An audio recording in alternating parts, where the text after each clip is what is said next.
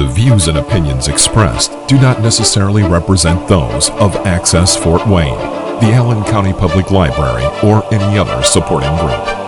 Access Fort Wayne is a department of the Allen County Public Library. If you or anyone you know might be interested in making a television show, please call 260-421-1250.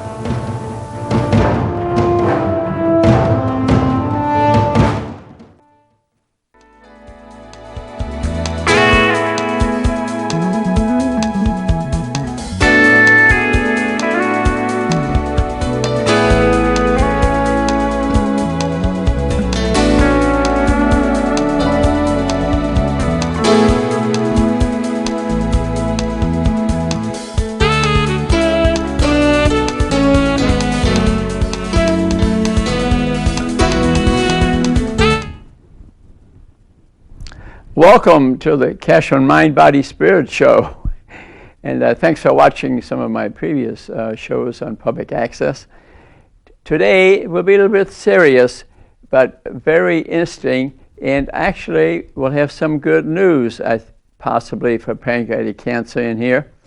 So let's start on this show. What is it? It's not you would think it's nothing very common, but it turns out that we in this country have 43,000 deaths from pancreatic cancer a year. Mm-hmm. We have over 40,000 new cases every year. That's a bit scary. It's the fourth leading cause of cancer in the United States. So it's a huge number. And at least myself, I keep on hearing, friends, more and more people that have it. So I think the incidence is increasing. I also think its incidence could be going parallel to another chronic disease, type 2 diabetes. I wonder if there's a connection. We'll speak about that. The gland itself is in the retroperitoneal space. That's sort of back of the abdomen. The peritoneum is a membrane that goes around all our organs back there. And it's located in the celiac area. That's sort of where the duodenum after the stomach kind of turns, looks like a C, and the pancreas goes right into that, the head of the pancreas, and then eventually has a tail off to the side. And what does the pancreas do? Well, it's an endocrine organ, okay? It makes insulin, which we need to put sugar in the cell, and it does a lot of other things too. And it also makes glucagon, another hormonal cells that in the liver break down glycogen, which is the storage product of sugar in the liver in our muscles, and it breaks it down in case the blood sugar goes too low. The glucagon will be released, about 100 grams of it, 400 calories of it is located in the liver, and it can raise our blood sugar level as an emergency or for exercising or getting too much insulin, for example. That's the endocrine glands, okay? Now it also has exocrine gland enzymes that it produces, ones that metabolize carbohydrates, amylase, ones that metabolize, break down fats, lipase, and ones that break down a protein, trypsin, and chymotrypsin. So these are important to help digest our food. And there are ducts in the gland that then they, through the ampulla vata, open into our duodenum and release these enzymes which are necessary for good health, okay? In 2010, we had 43,140 new cases and almost the same number of deaths, okay? It's the fourth leading cause of death, pancreatic cancer. 80%, this is the difficult part, are diagnosed at an advanced stage. That difficult to diagnose. Symptoms, blood tests, nothing is easy. There's an enzyme that You can do a blood test for it, but that doesn't diagnose every case, and sometimes you give false positive. So we'll talk more about that. And most of the time, we diagnose them, they're already in the lymph nodes or the arteries or in the liver in an advanced condition, and it's very difficult to cure them, okay? What are causes of it? We'll discuss that more in detail, but one is smoking. It's related to that. Alcohol consumption, type 2 diabetes, obesity, inflammation. Those are the major causes. And also it's seen when people do a needle biopsy because a lump was seen on a CT or PET scan, and sometimes that causes inflammation of the pancreas, and that starts pancreatic cancer. That's a known condition. So those things I mentioned, especially the smoking, the alcohol, type 2 diabetes, which can be prevented most of the time. We'll speak more about that. You could reduce the rate. So let's talk about the stages of it when it's diagnosed, okay? Stage 1A through 2A, it's just in the pancreas, no lymph nodes are involved, okay? 1A through 2B, it's still surgically operable, but the state of the lymph nodes is not known. So they tend to operate a biopsy because they don't know whether there's lymph node involvement or not, okay? Stage 3 involves the celiac axis, remember I told you about that, and the superior mesenteric arteries. So that's stage 3. So they've invaded the arteries and some of the bowel, for example, in the axis. And stage 4 is metastasized spread to the liver or the peritoneum, which is the membrane around your bowel, for example. The lymph nodes in the peritoneum, that would be stage 4. And if surgery is done, the median, the middle survival, is 17 to 24 months. Okay? That's about it. So it's not totally hopeless. You hear pancreatic cancer and say, it's a death sentence. No. 20% have a 5-year survival. I didn't say they're cured, but with proper treatment, 20% 5-year survival rate. So don't throw in the towel, okay?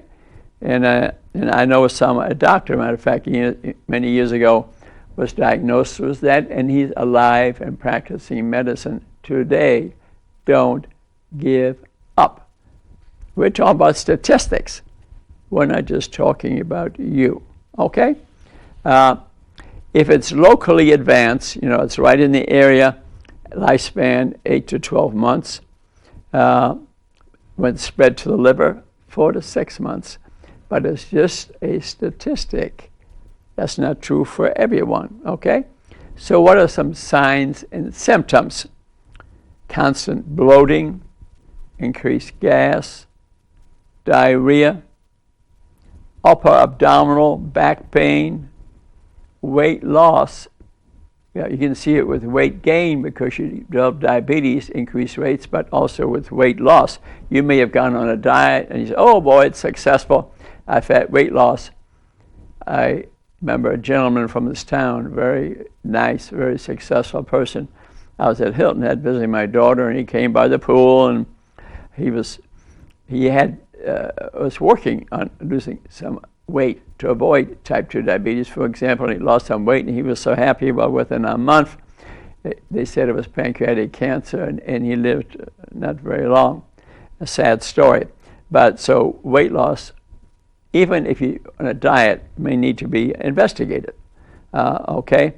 But remember, 20% have long-term survival with proper treatment. The enzyme we were speaking about in the blood that can be elevated, but it's not so in every case. So it's really not the greatest screening test. Is the CA, cancer -19-9, is the name of the blood test, the enzyme. you're more likely to have it. And usually 80% of the cancer are called adenocarcinomas, gland tumors.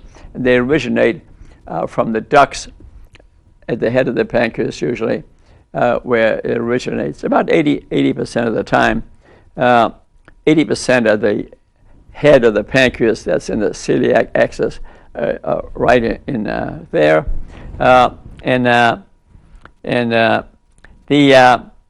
And to review again, preventable causes: smoking, alcohol, what you're eating, for example, high rates of type 2 diabetes, and also if you have a certain ethnic religious history. The Ashkenazi Jewish people have the BRCA gene, which also is related to increased rates of breast cancer. Okay, they have a higher rate of this disease in their family history. So they need to be tested, especially for the BRCA gene, which increases its rate. But to me, a lot of that is genetic expression. What do you have? Are you smoking alcohol? Are you eating a lot of sugar, for example? We'll go in more detail on that. A lot of times, the tumor spread is to the peritoneal cavity.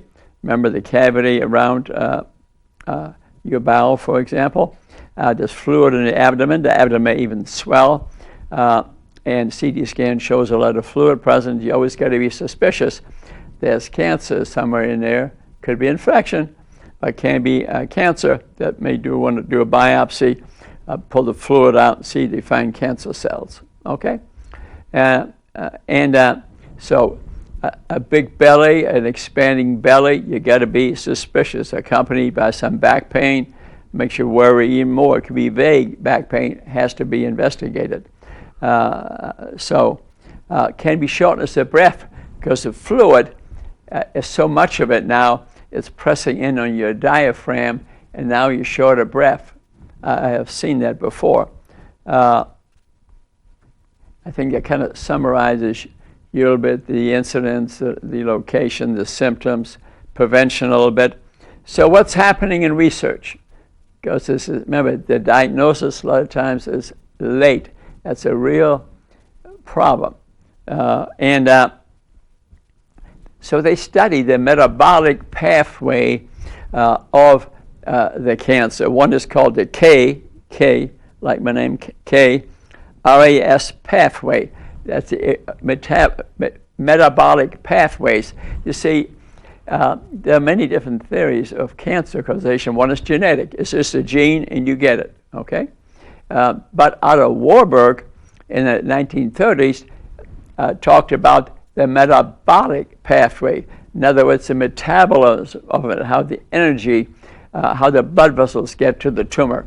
And if you can interfere with the metabolic pathway, that was Otto Warburg's theory, the fermentation, metabolic pathway, and he found, interesting, that it takes 13 molecules of sugar to make one ATP. That's the energy molecule of your cell. It takes 13 sugar molecules to make one ATP. Normally in us without cancer, it takes one sugar molecule instead of 13 to make ATP. You see the point? Cancer's a sugar feeder. Let's take advantage of that. And I've even got a better explanation coming down the line here. I mean, isn't that interesting? So to pick something out along the metabolic pathway, maybe stop that, you could stop the cancer. So they studied the KRAS pathway, that a certain enzyme could be oncogenic, in other words, causes the tumor, the molecular pathway. See, they went to the gene pathway in '54 when they discovered the helix by Watson and Crick, and they thought it would take one drug to hit one gene and the cancer was cured. Turns out, like breast cancer, maybe 50 genes affected. Do you think one drug is going to solve this problem? When they take all the money from Vera Bradley, send it all to Indianapolis, none is kept here to work with people, maybe to control their weight or obesity, which is a big cause of breast cancer. I must say, I've talked to them about it, but nothing has been done. So we can, I think, do something with Otto Warburg's metabolic pathway, because the incidence of breast cancer, for example, increased rates in smoking, alcohol, being overweight. So we worked on the weight and the alcohol and cigarettes. We do some teaching. We could cut the breast cancer rate probably 50%. 50 genes cause breast cancer, and they're going to discover one drug to cure breast cancer? No. I'm glad they're doing research, but we could be doing something in the meanwhile. And so it is with pancreatic cancer, which I'll show you in a minute. So cancer has multiple metabolic pathways, and if we could interfere with one of those, maybe we could prevent or cure the cancer. Another way of looking at it, and the research going on, is look at cancer stem cells, the original cells that started, the tumor initiation to identify those cells is very interesting. So what are we doing? We're looking at the roots, the very root, the root of the cancer. You'll wipe that out, maybe you won't get cancer, okay? And number 3 is in the research, they're studying the microenvironment, the regulating molecules that are regulating the early cancer growth, which includes interfering with the blood supply to the tumor.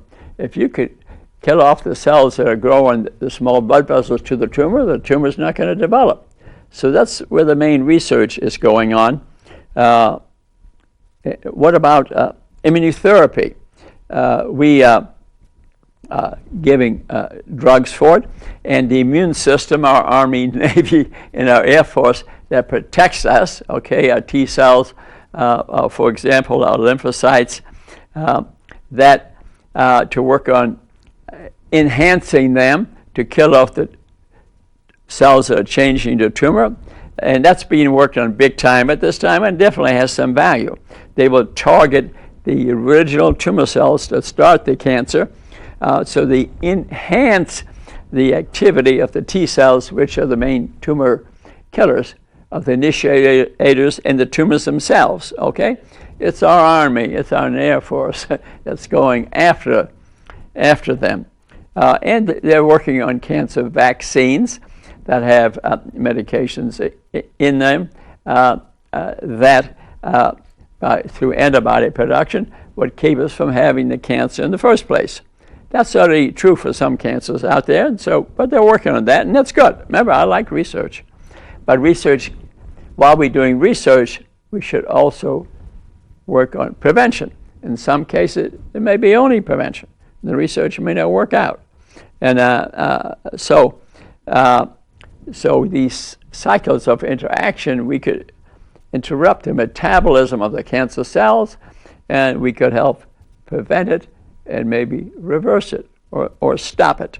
And usually immune cells and our own immunity hits fast-growing cells. We can select the pathways, and tumors are generally fast growing. And there's surgeries available to go in there with a scope now to remove tumors. They're getting much better at that. And the old operation was a Whipple, where they removed most of the pancreas, part of the colon, part of the stomach. It's called a Whipple operation. It's not as popular as it was, but for a certain type of pancreatic thing, I still think that they do it occasionally, okay? And you do need surgery sometimes. That probably will not cure it, but they're getting better and better. They're using scopes and things are getting better. no doubt about it. But it probably would take a combination of surgery, immunotherapy, diet, how your mind operates, positive thinking. All the things together will increase your lifespan and maybe eventually head for a cure. This here is my little surprise today, which there may be a ray of good hope here. At least it's an opportunity, okay? I sent for a book, researching for this months ago, and I sent a book from M.D. Anderson, known center for treating pancreatic cancer, for example. And I'll hold up the book for you. And it's Andrew Lowy, L-O-W-Y, and Stephen Leach, and Philip Pancreatic Cancer is the name of the book. I'll be honest with you, it's a bit complex. Unless you're a provider or researcher, I'm not sure I'd buy it. But you could go to the library and get it, or buy it if you like. I spent about probably $80 getting it. I forget the exact price. But at first I thought it was almost too complex to read.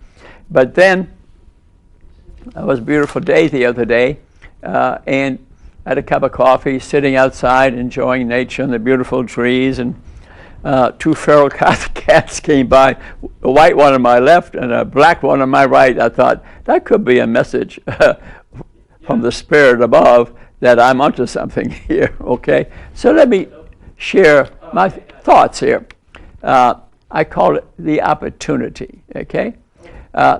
My question would be, could insulin be the cause of the majority of pancreatic cancer? After all, insulin is made by the pancreas, okay? And I have found, for example, that in vascular disease, Joseph A. Kraft published a book that insulin is elevated long before blood sugar, and that if you get serum insulin, you could diagnose type 2 diabetes 15, 20 years before the way we're diagnosing it now. So I've been studying that a lot and pushing that. On my next TV show, I'm going to bring that up again because we could diagnose diabetes a lot earlier. And we know that type 2 diabetes, medics tend to have increased rates of pancreatic cancer. Why? Why? Okay. We know the insulin level is increased in type 2 diabetics. Okay. Then I find in this book here on page 127, they write about this a little bit, and that the PDX1 enzyme, which is the enzyme that starts the tumor process in the pancreatic duct where most of the cancers are located, okay? Starts a tumorigenic process. And listen to the name of it, okay? So it's the most important enzyme in the regulation of pancreatic development, okay? It was originally identified as a beta cell binding activity on the insulin promoter, from whence it cleared the original name. The original name of this enzyme was insulin promoter factor. Well, insulin is known to make IGF-1 insulin growth factor. My point is, could this be the guy, just like it starts vascular disease and inflammation, could that be the guy that causes pancreatic cancer? Why am I excited about this? Why am I excited about this? You could test for it. Get serum insulins. That's where you would catch most of the people with vascular diabetes very early. maybe you'd be catching pancreatic cancer development very early. I think it has not been done. They should run a study on people that have pancreatic cancer and what are their serum insulin levels, and then backtrack the population that gets us most likely, which would be diabetics, and their insulin levels. I think it has a lot of possibilities, and I think I may be onto something here. In my beautiful day with the two feral cats, maybe somebody was throwing an answer down. We have to look at something instead of putting our head in the sand because 40,000 people are dying and we're not diagnosing them early in the stage. So we may be demonstrating the origin of pancreatic cancer. 80% of them at least. Interesting. And I already know if you get rid of type 2 diabetes early with insulin testing, and they're the ones who have a pretty good rate of pancreatic cancer associated with it, that's where a lot of the cases come from. We know that's already true. You see? I think I'm onto something here. So keep that in mind. Be open-minded, okay? Carry it to somebody doing research. So what can we do to once we're diagnosed or prevention for all cancer, but especially pancreatic cancer? So let's talk about a few things. Certainly nutrition is one thing, okay? How we think is another, whether we're negative thinkers or positive thinkers. We know stress, for example. Stressful people die a lot sooner from cancer and have higher rates of cancer to begin with. So our mind-body connection is important. Our mind makes neurotransmitters, hormones, neuropeptides, affects the sympathetic parasympathetic nervous system, and that hits the receptors of our body. That's all our organs too. Pancreas has receptors. So negative and positive thinking has some influence. Okay, so positive thinking, for example, Dr. LeShan wrote a book that if a person exercises, does yoga, meditation, plays music, dances, takes a walk, for example, even if when they're diagnosed with cancer, that their length of time to live is doubled. Mm-hmm. Also, it helps prevent it. Also, prevention rates go up. Yeah, he had a patient in New York City, close to where I lived. I didn't know him there, but he would take a lady who had metastatic cancer. He took her to the Museum of Modern Art, which is right there, Metropolitan Museum of Art. Had lunch with her every day for 5 years. Then took her to see her favorite art, and 5 years later he studied her, no cancer. One case doesn't prove a thing. But then he wrote a book and studied 500 patients and found out positive thinking treats cancer and helps prevent cancer. Okay, so, and nutrition is important. And for example, the fat cells, for example, so weight does have something to do with it, are full of cancer chemicals. Okay, animal meat is full of cancer chemicals. Nitrosamines, for example. So if you're eating steak 7 days a week, increased rates of cancer. Increased rates of breast cancer, colon cancer, ovarian cancer, prostate cancer. 80% of uterine cancer is due to being overweight. 80%. Mm-hmm. 80%. 40% of breast cancer are due to being overweight. You see why I think Vera Bradley ought to get involved with this, because we could reduce the diabetes rate, we could reduce the cancer rates. What are superfoods for cancer? Onions, mushrooms, greens, pomegranates, berries, seeds, tomatoes, strawberries. Those are superfoods because they have in them phytochemicals, anti-cancer chemicals that prevent cancer and help treat cancer. Interesting enough, which most of us don't know, is that we make some cancer cells every day. All of us do. But our Army, Navy, and our Air Force attacks them and kills them. Okay? Every day that occurs. That's known. That's known. Okay? So here's the superfoods. Maybe take some of these superfoods and put them in a smoothie every day. I have a smoothie every day. I had one today. That's how you can get a lot of the, because it breaks up the cellular structure of the vegetables, like kale, for example, fresh fruit, spinach, and put it in there, add some curcumin, some garlic, some nuts, breaks up the cellular structure, and your body is filled full of vitamins, minerals, phytochemicals, makes you healthy, avoids most diseases, and reduces your appetite. You won't eat as much. Interesting. Smoothie a day will keep the doctor away. Okay? So, what's the anti-cancer solution? Actually, at a chemical level, we call the methylation of your DNA. DNA is a messenger in every cell that tells the cell what to do. So a methyl group is 1 carbon and 3 hydrogen atoms. So it's prevention, okay? We can use methylation to prevent cancer. More greens, less methylation, less cancer. Less greens, increase methylation, increase cancer, okay? And so you can chemically affect the rate of a cancer that's occurring to you through proper nutrition.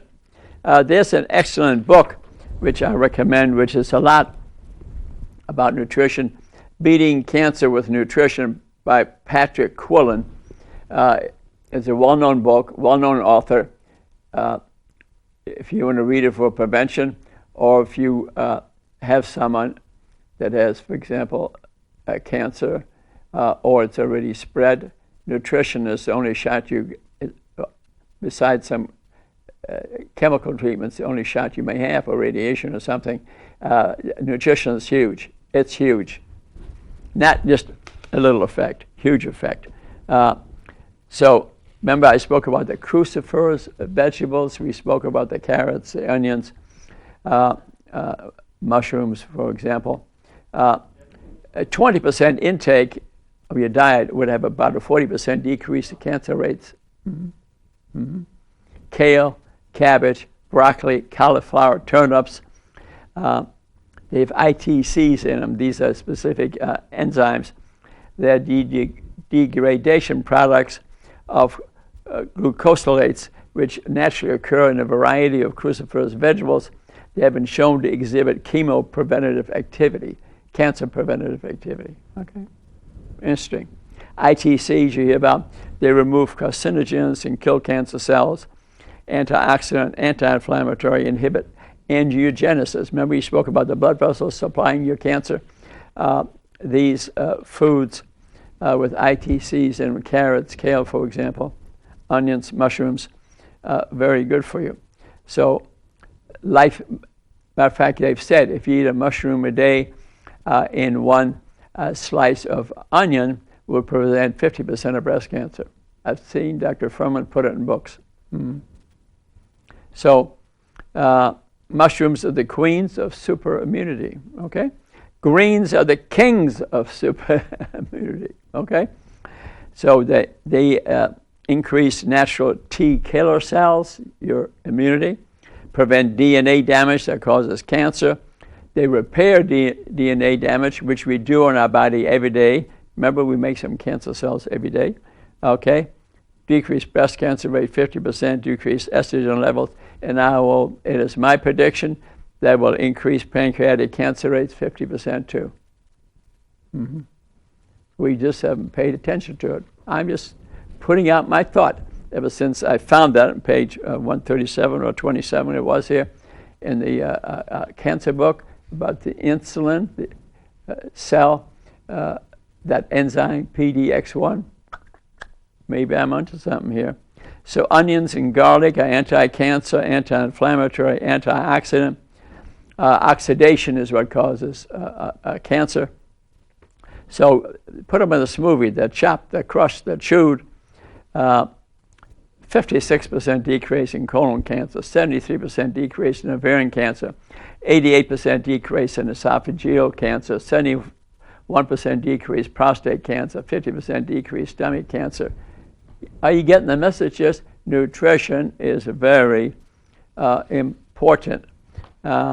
Again, let's talk about some more specific foods. Raspberries, strawberries, cherries. Put them in your smoothie. Lemons and limes make it taste better. They're very good for you too. Cranberries, phenols, watermelon. Lycopene is the name of the enzyme. Carrots, carotene. Strawberries. Strawberries have in them 700 phytochemicals that lead to good health. Eat a strawberry every day. Put them in your smoothie. Apples have 500 phytochemicals. Prunes have phenols, which help prevent cancer. So let's talk about your habits a minute. Some habits, we spoke about them before already. Remember, smoking affects every cell of your body. You have a cigarette, everything in your body lights up, okay? Excessive alcohol consumption, okay? Stressful life. Remember, I thought, and stress, because you're stressed, you're eating everything that's bad. You're eating sugary products, you're smoking cigarettes, now marijuana, whatever. Increased rates of obesity because you're using sugar to relieve your stress. Drug addiction, for example, constantly craving something, you don't know what you're doing. And a sedentary lifestyle, you're sitting there. We gain weight as we just sit there. And remember, fat is highly inflammatory, has cancer chemicals in it. Consumption of a lot of animal products isn't good. You eat steak 7 days a week, increased rates of cancer, okay? And pollution in the environment. What are you breathing in does make a difference, okay? If you live in an apartment house where you're not smoking, but the rest of the people in the apartment house are smoking, you'll be breathing in, even with the windows closed, 40% of the air around you. Mm-hmm. That's been statistically proven. So what chemicals are you breathing in? Is somebody smoking in the house? I know of this beautiful German couple I visited in Boston, visiting my cousin, and they brought me over there because they spoke great German, really loving couple, and I went in the house and everything smelled from smoke. Their clothes, just everything. Within 2 years, my cousin called me. They were both dead. Smoking's not a good thing. Find something else to relieve your stress. Play tennis or pick a ball, or like I do. Now I'm doing tap dancing, yeah, to the Bee Gees. Makes me feel good, okay? So, but don't give up if you get cancer. 65% live at least 5 years, okay? So it's not a death sentence. You start doing things, eat right, exercise, get the right treatment, get second opinions, go to a good center, for example. In 1994, the U.S. Surgeon General said lack of physical exercise increased cancer rates, especially for colon and breast cancer. So exercise is important. That doesn't mean running races. Take a good walk. Take a good walk. Sing a song. Look at nature. Like I take a walk in nature in the morning, so look at the trees and the leaves and occasionally sing to the birds. They're singing back. Like today, the cardinal was tracing me, the red-winged blackbird was singing back at me. So when you decrease the fat in your body, you decrease cancer hormone, the hormones that cause cancer, okay? Especially being the overweight, the endometrial cancer, ovarian cancer, and breast cancer rates go up if you're overweight. So especially females need to be educated about this, although males can get breast cancer. I've seen it. I will admit, really, to meet a woman who knows that's related. Mm-hmm. That's our provider's fault, our educator's fault. We need to let, especially women, know that a normal weight reduces cancer rates at least 50%. Type 2 diabetes rates, 75%, and all the 50 diseases associated with it. Let me tell you, if you are overweight, you're diabetic. You don't think so, you had the wrong test. Look at my shows, I'll prove it to you, okay? So 40% of Americans develop cancer, only 14% of the people who exercise develop it. Yeah, wow. A huge difference, people need to know that, okay? Oxygenated tissues have a decreased cancer rate, so you get oxygen in there, decreased cancer rate. See, cancer is a sugar feeder, okay, and likes anaerobic environment. and wants no oxygen. So if you're exercising, you're bringing oxygen to your tissues and killing those cancer cells that form of us every day. Remember, every day we make some cancer cells, okay? So cancer likes to grow in anaerobic, lack of oxygen areas. Exercise increases immune function, increases your immunity. Okay, people exercise a lot, have less colds, for example. So, and improves stress control too. Remember, stress increases cancer rates, diabetes rates, because we're eating the wrong food and using quick fixes to make us feel good. So people who exercise tolerate chemotherapy better too, incidentally. So negativity is an abnormal anoxic metabolic state. So is cancer. Okay? Okay?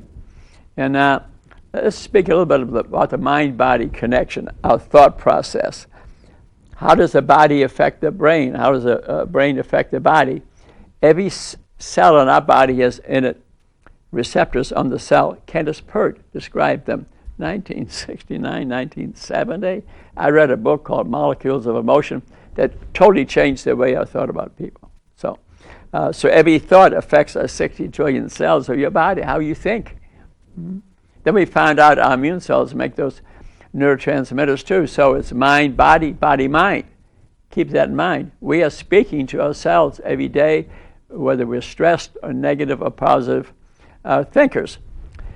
Also, I'd like you to suppose you have definitely have cancer, or maybe it's spread somewhere. Have a look at this book. Have a look at this book, Keto for Cancer. It's worth reading. I didn't say to go to get keto treatment, but I want you to read this book if your life is at stake, for example. And what it's really, remember I said cancer's a sugar feeder. If you're on keto, you're getting very little sugar and you're metabolizing mainly fat. Remember? Sugar is a cancer feeder. And the way to get into ketones are molecules made in the liver, okay? Your brain needs mainly sugar, but if it runs out of sugar, you're getting so low keto, okay? Ketones are made by the liver, and your brain can metabolize them. Yeah, your brain can use 70% ketones, 30% sugar. So when you've metabolized alcohol, sugar, you can go into fat metabolism because ketones can come out of the liver, which take short-chain fatty acids to make ketones, and your cancer cells can't utilize ketones. You're starving them because they want to use sugar, the booger, and the hooker. Okay, so, but I didn't say to go. If I myself, for example, had metastatic cancer spread everywhere, I think I'd go keto. But I'm not recommending it to you.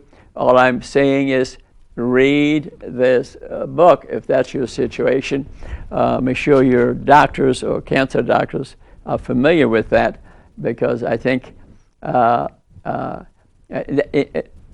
way to institute it immediately like that is fasting. You go into keto 24, 48 hours by fasting, or just reducing the amount you take in. Actually, when they treat you with keto for cancer, they get you down to like 20 grams of sugar a day, okay? A day, much lower. But you can eat fats from nature, very healthy, for example. So we know about the mind-body connection now. I told you a little bit about keto. So what is holistic medicine? What I'm telling you about today is holistic, the whole body. It's not just script, it's not just your pill, it's not just an operation, it's the combination of things. And so holistic medicine is using the physiology of the body. The physical aspect is a cancer everywhere is it at. The spiritual answer, that how you are thinking, for example. So each person is unique, okay? Each person should be part of a decision-making team. The person has self-healing abilities, so you have to participate in your health care, okay? yet participating in your health care. So kind of, I'm giving you sort of a summary of the way I like you to approach it. I like you to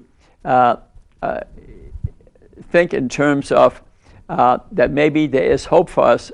Don't throw in the towel if you have pancreatic cancer. Follow nutrition, do exercise, and I would like to encourage industry to maybe post serum insulins on everybody with pancreatic cancer. See if maybe insulin is the original cause of it, and 40,000 people dying. We can't just throw in the towel and think just some enzymatic research is going to answer the whole thing. Do the research, but in the meanwhile, avoid type 2 diabetes, get serum insulins so we can diagnose it real early, watch my other shows, and maybe we can cut down the pancreatic cancer rate. I totally believe that we can. So we did the show today because we love you, we care about you, and if you ever want to speak to me in person about this, I see people at the Three Rivers Pharmacy.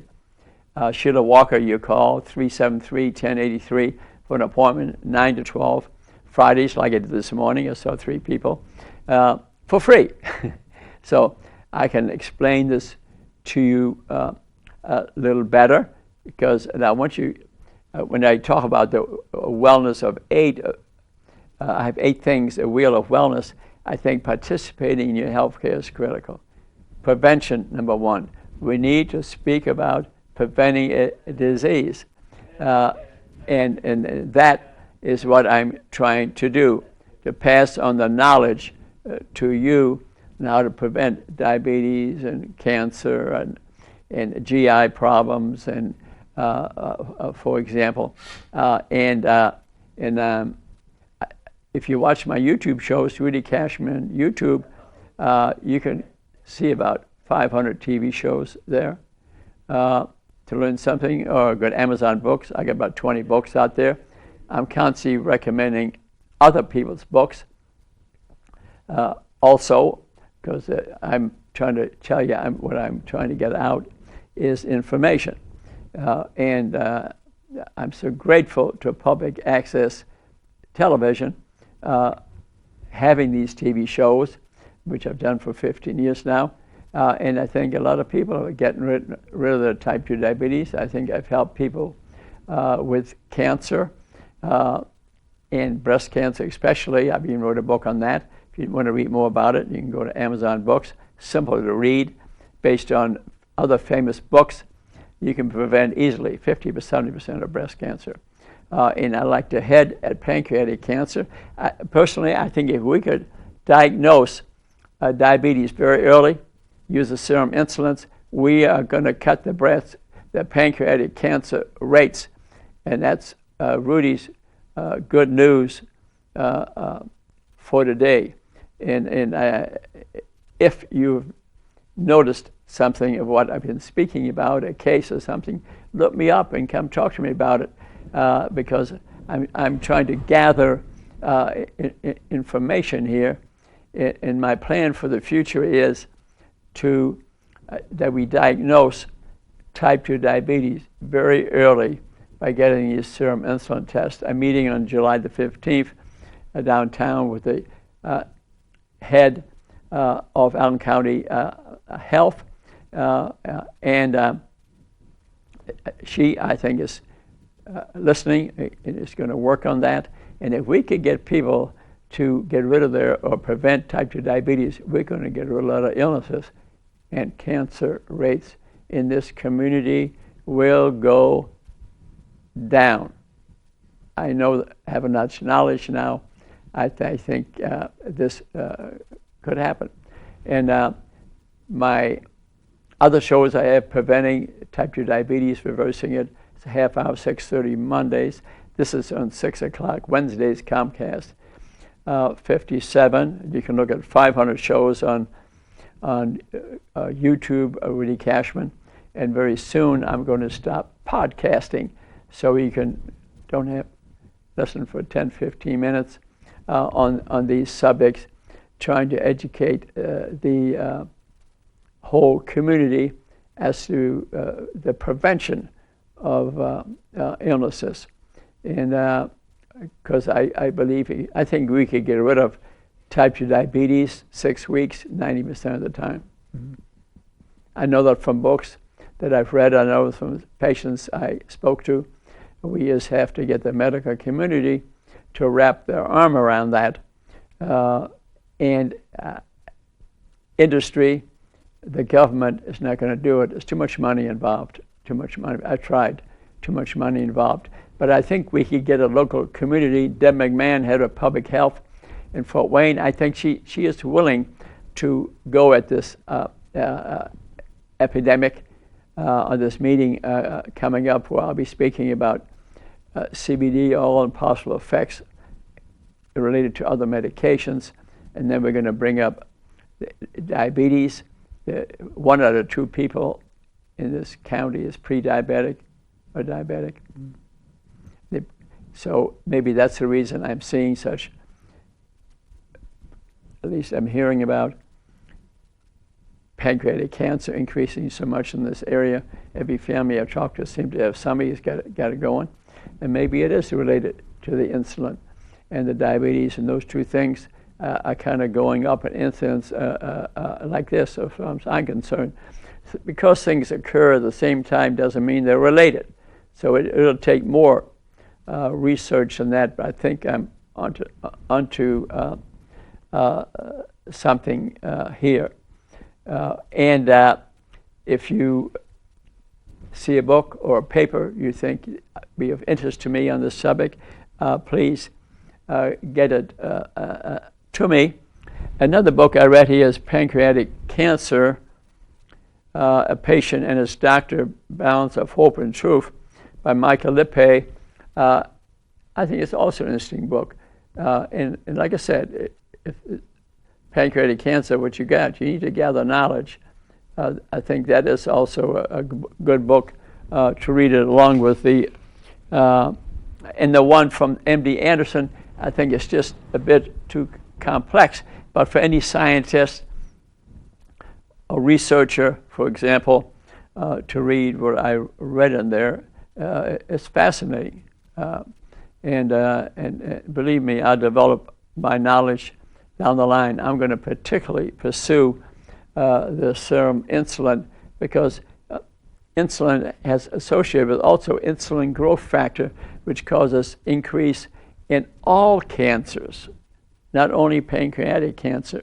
And here we have this organ sitting there, and when people get overweight, there's fatty infiltration of their liver and other organs, including the pancreas. Yeah. Could that induce enzymatic changes that start the cancer process? I think this is a good possibility. And at least if you follow the protocol to reduce type of eating or lack of exercise that's causing type 2 diabetes, I think you'll be reducing your cancer rates. Breast cancer, colon cancer, uterine cancer, for example. And if you need more information about this, see me at the Three Rivers Pharmacy, and I will explain this to you in detail. And when I look at the wellness wheel, participate in your health care, number 2 is nutrition, eating properly. Number 3 is exercise. And number 4 is spirituality. To have some faith, I think, is healing. Remember the mind-body connection. It results secretion of chemicals. And remember Deshawn's work on the mind in cancer. And so you must understand the holistic medicine, the whole package to get you well. And then proper blood testing, that you get screened properly with serum insulins, lipid profile, for example, and then that you don't want a test that gives you 800 blood tests, and then they act one of those two, and then they tell you, well, you got Lyme disease. No, I want you to get the basic blood test with glucose tolerance, CRP, which indicates inflammation in your body, for example. Those are very important. Put them in a computer chip or a book, starting at a young age. Matter of fact, Joe Kraft would say we should start testing people at age 3. Yeah. I've always told people at age 2, and I thought, well, maybe I'm out of hand here. But Kraft says age 3. In France, they put it all onto a computer chip. So all the health information of every citizen in France is on this little credit card, and they can go to any doctor's office, stick it in there, and their health history is on there. Mm-hmm. We need to have that at least in this town, and maybe in this state, and maybe in this country. You can go to any hospital, and there's your lifetime history of health. Then we would start getting better. Our health care in this nation is not coordinated. This is a real problem. We need some organization to it. It would improve care tremendously. I think it would help avoid unnecessary treatment. We repeat tests a lot because one computer is not compatible with another computer, for example. So I appreciate you listening, and I think you've got the idea a little bit here now in how to avoid cancer, avoid 50 diseases related to diabetes, which cancer is one of them. That serum insulin is the secret to early prevention of diabetes, and I'm thinking it's responsible to check on that for early prevention of cancer, because the first enzymatic change in the pancreatic duct is a chemical related to insulin. And so I think we could develop a test that would catch it early. Now we're catching pancreatic cancer 80% of the time advance. We want to stop that. That's my dream. I put this lecture together because I love you, care about you, and I hope you're traveling on the same road I'm traveling. Come to see me anytime at the Three Rivers Pharmacy, and I love you. That's why I'm doing this. Okay. And if you want to challenge me in a tap dance competition, just give me a call. And I'm ready. I'm ready, because we all need some exercise, fun, or sing a song, for example. Thanks a lot. See you next time. Bye-bye.